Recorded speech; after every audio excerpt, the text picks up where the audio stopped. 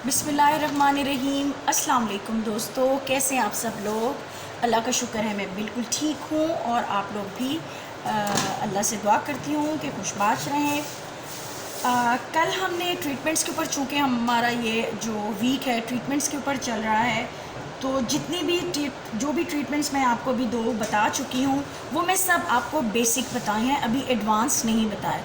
वो आपको मैंने बेसिक तरीका बताया है पिछली दो ट्रीटमेंट्स का। आज हमारे पास ट्रीटमेंट है केराटिन की, हेयर केराटिन ट्रीटमेंट है मेरे पास, जो कि ब्राज़ीलियन केराटिन है और ये BC+ वालों की है। और चीज़ें दिखाने से पहले आपसे मैं कुछ बात करना चाहती हूँ, और वो ये है कि असल में ये ट्रीटमेंट का मकसद क्या है। इस ट्रीटमेंट का मकसद है कि हम जो इनके बाल घुंघराले होते हैं या कर्ली या वेवी बाल होते हैं या मैनेजेबल नहीं होते बाल, हम उनके इन केमिकल्स को यूज़ करके हम उनके बॉन्ड्स को ब्रेक करते हैं। बॉन्ड्स को जब हम ब्रेक करते हैं तो वो बाल, जैसे कि बाल नॉर्मली बाल जो है वो एक लंबा बाल नॉर्मल बाल होता है, यानी कि जब हम कंघी करते हैं तो वो बाल जो हैं हमारे मतलब वेवी होते हैं। तो जब हम उनको ये केमिकल्स यूज़ करते हैं तो वो उनके बॉन्ड्स को तोड़ के उन्हें डेड स्ट्रेट कर देता है। काफ़ी सालों से ये काम चलता आ रहा है, प्रोसीजर एक ही है और उसका मकसद भी एक ही है कि बालों को सीधा करना, जिसमें सबसे पहले बहुत पहले से ये काम चल रहा है, जिसमें सबसे पहले आई हेयर स्ट्रेटनिंग आई। हेयर स्ट्रेटनिंग के बाद आया क्या कहते हैं हेयर रिलैक्सिंग ट्रीटमेंट आई। हेयर रिलैक्सिंग ट्रीटमेंट के बाद आया रिबॉन्डिंग आई। ठीक है, ये स्ट्रेटनिंग क्रीम है, ये रिबॉन्डिंग है। BC+ दोनों की मेरे पास यही है, इसी की है। फिर उसके बाद आया एक्सटेंसो के बाद केराटिन। अभी बहुत सारी ऐसी ट्रीटमेंट्स और इन फ्यूचर आती रहेंगी, जो हम फिर आपके साथ वक्त के साथ हम आपके साथ डिस्कस करेंगे। हम खुद भी उसकी क्लासेस लेंगे और आपके साथ भी शेयर करेंगे। अब क्या है कि मेरे पास जो सामान है वो है स्ट्रेट इन, ये है BC+ का, इसका या फिर रिबॉन्डिंग का या फिर केराटिन का या फिर एक्सटेंसो का एक ही पर्पज़ है, बालों के बॉन्ड्स को तोड़ के सीधा करना। ठीक है, बहुत सी कंपनियां, बहुत से ब्रांड्स हैं वो डिफरेंट क्लेम करते हैं। जैसे स्ट्रेटिन वाला है, ये लोग कहते हैं कि जी लाइफ टाइम के लिए, मतलब 3 साल के लिए, 2 साल के लिए। रिबॉन्डिंग वाले कहते हैं कि जी लाइफ टाइम के लिए आपके बाल सीधे हो जाएंगे। और केराटिन वाले भी कहते हैं कि साल, 1.5 साल, 2 साल के ऐसे टाइम लिमिट देते हैं। एक्सटेंसो हो गया या जो भी ऐसी ट्रीटमेंट्स होंगी। लेकिन मैं ये कहती हूँ पर्सनली कि बल्कि कोई भी ऐसा समझदार इंसान होगा वो यही कहेगा कि कोई भी ऐसी प्रोडक्ट नहीं बनी जो कि नेचर के साथ ये कर सके, कि नेचर को बदल सके। क्योंकि इंसान के बाल जो आए हैं, जो नेचुरली उसके बाल हैं, उसे कोई चेंज नहीं कर सकता। हाँ, हम वक्ती तौर पे उन्हें बॉन्ड्स को तोड़ के स्ट्रेट कर लेते हैं, कभी ब्लो ड्राई से, कभी नॉर्मल ट्रीटमेंट से, फॉर द टाइम बीइंग जो हम लोगों को ज़रूरत पड़ती है, या हम ट्रीटमेंट्स लेके करते हैं। लेकिन जब हमारे बाल न्यू आएंगे, न्यू ग्रोथ जो होगी वो हमेशा कर्ली और वेवी ही निकलेगी, जो इंसान की अपनी होती है। ठीक है, ये हो गई ये बात। अब आपको मैं बताती हूँ कि ये स्ट्रेटनिंग क्रीम और ये रिबॉन्डिंग। पहले स्ट्रेटनिंग क्रीम सिर्फ सीधी लगती थी, मतलब नॉर्मल आपने सीधा, बस हम लोग ऐसे करते थे कि बस हमने जो बाल बैठे हैं पार्टिंग की, हमने ये क्रीम लगाया और क्रीम लगा के हमने वॉश किया, वॉश करके कंडीशनर किया और उसके बाद हमने उसे ब्लो ड्राई कर दिया। और उससे पहले भी आयरन भी नहीं था, तो ये ब्लो ड्राई से ही काम चल जाता था, तो बाल सीधे हो जाते थे, क्लाइंट भी खुश हो जाता था, या आम इंसान लड़की खुश हो जाती थी जो जिसके बाल कर्ली होते थे। या लेकिन ये सब डिफरेंट ब्रांड्स में भी हैं, मेरे पास सिर्फ ये 3 हैं। ठीक है, फिर आई रिबॉन्डिंग जब आई है तो रिबॉन्डिंग के स्टेप्स में थोड़ा सा एज़ कम्पेयर टू स्ट्रेटनिंग के और हेयर रिलैक्सिंग के डिफरेंट आया। इसके अंदर होती हैं 3 क्रीमें। जैसे कि अभी वेदर ख़त्म हो चुका है रिबॉन्डिंग केराटिन का, तो ये मेरा ख़त्म हो चुका है। ये देखिए, किसी भी उसमें A और B फॉर्मूला, देखिए A और B आते हैं और तीसरा होता है उस का कंडीशनर, A, B और C। A के बाद हमने C को यूज़ करना है, वो होता है मास्क। ठीक है, वो मास्क होता है, उसको हमने रिंस करके फिर हम बी क्रीम लगाते हैं। ये है फिक्सर है, इसे फिक्सर कहते हैं। लेकिन आज मैं जो आपसे बात कर रही हूँ वो है केराटिन ट्रीटमेंट। केराटिन ट्रीटमेंट, इसकी बात मैं इसलिए नहीं कर रही हूँ क्योंकि मैं सजेस्ट नहीं करती आप सब लोगों को कि अब कोई भी बंदा ये चीज़ें करवाए। इस वजह से मैं इसके ऊपर आपसे ज़्यादा बात नहीं कर रही क्योंकि ये बहुत ज़्यादा हार्मफुल है और बहुत ज़्यादा हार्श केमिकल है इसके। इस वजह से मैं नहीं चाहूँगी कि मैं आप लोगों को इसके बारे में ज़्यादा डिटेल दूँ। जितनी डिटेल दी है उसके अलावा अगर आपको कुछ क्वेश्चंस हैं, कुछ सवालात हैं, तो वो आप मुझसे पूछ सकते हैं। आते हैं अपने इस केराटिन के ऊपर। देखिए, ये केराटिन जो है, क्लेम करते हैं ये लोग कि हम 1-2 साल तक बाल आपके सीधे नहीं होंगे, मतलब वापस वेव नहीं आएगा या कर्ल नहीं आएगा। लेकिन मैं कहती हूँ कि 1.5 साल 1 साल इनफ है, वरना केराटिन्स बहुत सारी डिफरेंट आई हैं।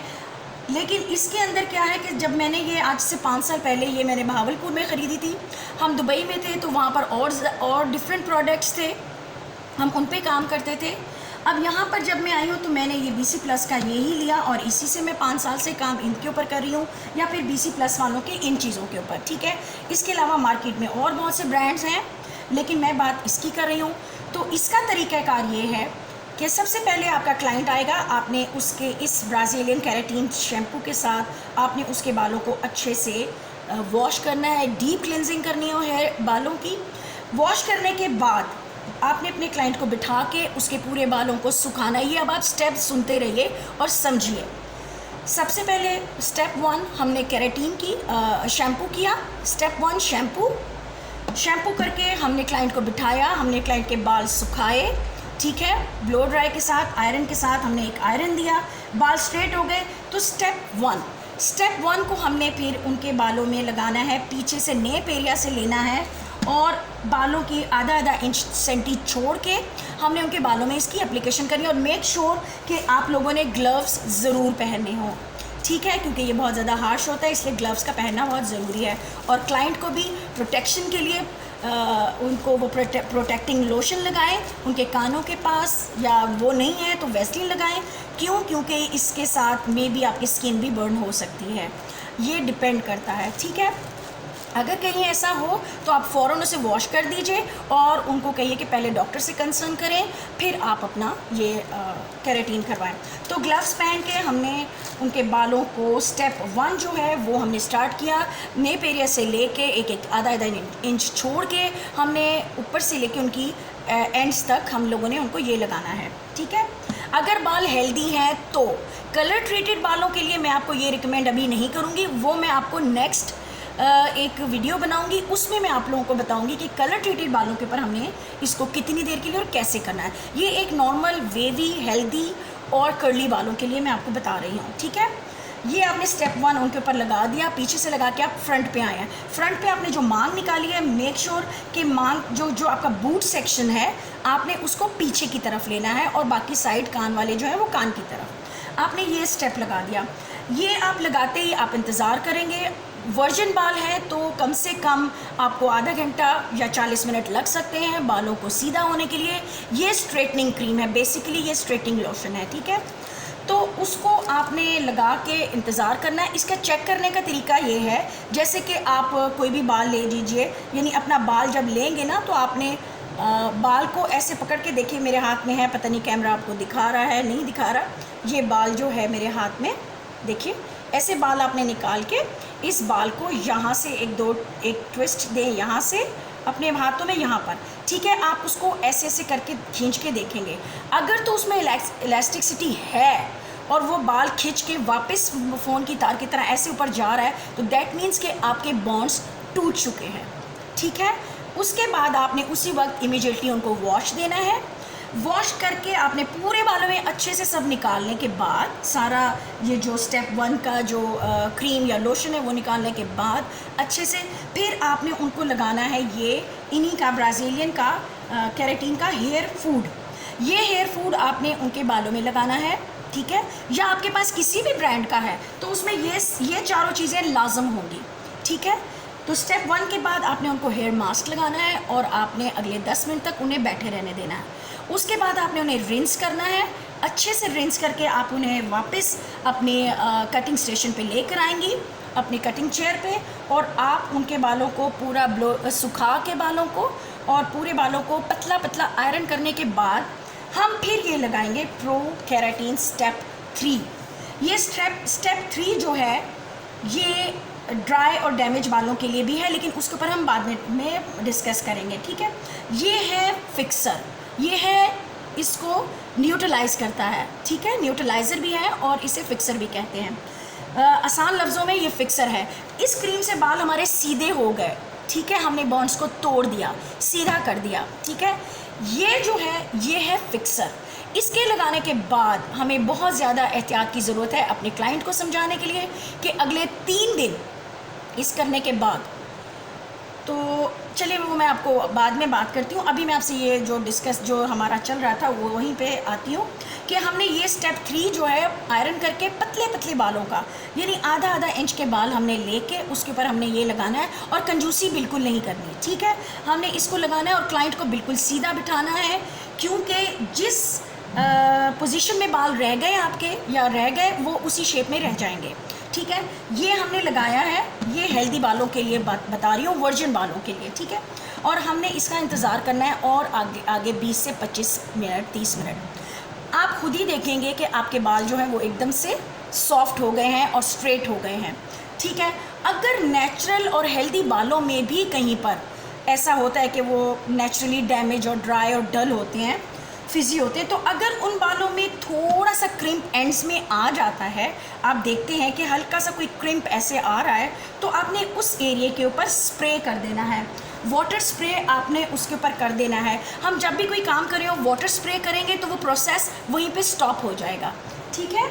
यहाँ तक आपको बात समझ आई? अगर नहीं समझ आएगी तो प्लीज़ आप मुझसे कमेंट बॉक्स में सवाल करके पूछ सकते हैं, ठीक है। और हमने उनके बालों को लगाना है, बाल सीधे हो गए, फिक्स हो गए, हमने उन्हें रिंस करवा देना है। रिंस करवाने के बाद अच्छे से फिर से हमने इसी के साथ उनको रिंस करना है, और अब की बार इसे हमने लगा के अगले, मैं 10 मिनट का बोलती हूँ, मैं 30 मिनट्स के लिए इसे लगा के कहती हूँ कि आप वेट करें, क्योंकि इसके जो पार्टिकल्स हैं ना सिलिकॉन के, इसके सिलिकॉन के जो पार्टिकल्स हैं ना वो आपके बालों में ना अच्छे से पेनिट्रेट होने चाहिए, ठीक है। वो लग के वो वॉश करने के बाद फिर शैम्पू की ज़रूरत नहीं है। ये करने के बाद अगेन आपने उनको अपनी कटिंग स्टाइलिंग चेयर पे लाना है, पूरे बालों को सुखाना है और पतले पतले बालों को 230 के ऊपर 230 आपका आयरन हो, इससे ज़्यादा का नहीं अच्छा होगा, इससे कम का भी अच्छा नहीं होगा। 230 के ऊपर आपने ला के उनके पतले पतले बालों को आयरन जैसे कि आप नॉर्मली करते हैं, या जो सलून्स वालियाँ जानती हैं इस काम को, तो ये उसको आराम से आयरन करेंगी और बाल उनके हो गए माशाल्लाह कंप्लीटली, मतलब हमारी ये ट्रीटमेंट ख़त्म हो गई। अब उसके बाद क्या है, ये तो मैंने रखे थे मेजरमेंट के कप और ब्रशेस, जिनकी इतनी ज़रूरत नहीं है क्योंकि आपको पता है ये आप इसको ऐसे करके भी डाल सकते हैं और ऑफ कोर्स ब्रश से लगेगा। मेन बात मुझे इस सारी ट्रीटमेंट के बाद ये बतानी थी कि प्लीज़ अपने क्लाइंट को ये कहिए कि वो 3 दिन तक अपने बालों को पिनअप नहीं कर सकता, टाई नहीं कर सकता, वॉश नहीं कर सकता, पानी से बचाएं, पसीने से बचाएं। और इसके लिए बेस्ट मेरा सजेशन तो ये होगा, क्योंकि मेरे पास क्लाइंट्स गर्मी में आते हैं तो मैं उन्हें रिकमेंड ही नहीं करती। मैं कहती हूँ कि प्लीज़ भले आप कहीं और से करवा लें, मैं ये काम नहीं करूँगी। क्यों? क्योंकि ये बहुत रिस्की काम है। भले आपके वर्जिन बाल हैं, भले आपके कलर ट्रीटेड बाल है, उसका तो कहना ही और है ना, क्योंकि उनकी एक एडवांस तकनीक होती है जो कि मैं आगे आपसे डिस्कस करूँगी। भले वो रिबॉन्डिंग हो, भले वो केराटिन हो, भले वो स्ट्रेटनिंग हो, कोई भी ट्रीटमेंट ऐसी है जो बॉन्ड्स को तोड़ेगी, जिसमें हमारे हार्श केमिकल्स लगेंगे, हमें उसे हमेशा अवॉइड करना है गर्मियों में, ठीक है। इतनी बात अगर आपको समझ में आ गई है तो प्लीज़, और मैं कुछ कहने से रह गई हूँ तो अपने नेक्स्ट वीडियो में आपसे डिस्कस करूँगी, क्योंकि वीडियो भी लंबा हो रहा है और आप लोग कहेंगे कि आज आप ही ने फिर से इतनी लंबी बात कर ली। तो इजाज़त दीजिए, अपनी दुआओं में याद रखिए, और कुछ समझ ना आए तो आप मुझसे पूछ सकते हैं, ठीक है। और जैसे कि मैं इनमें हमेशा कहती हूँ कि मेरे चैनल को अगर आप न्यू हैं तो सब्सक्राइब ज़रूर कीजिए और बेल आइकन को ज़रूर क्लिक कीजिए, और क्या कहते हैं उसको, क्या है, नोटिफिकेशन वाला बटन, उसको भी ज़रूर ऑन रखिए ताकि आपको नोटिफिकेशंस मिलते रहें। और दुआ में याद रखिए। अल्लाह हाफ़िज़।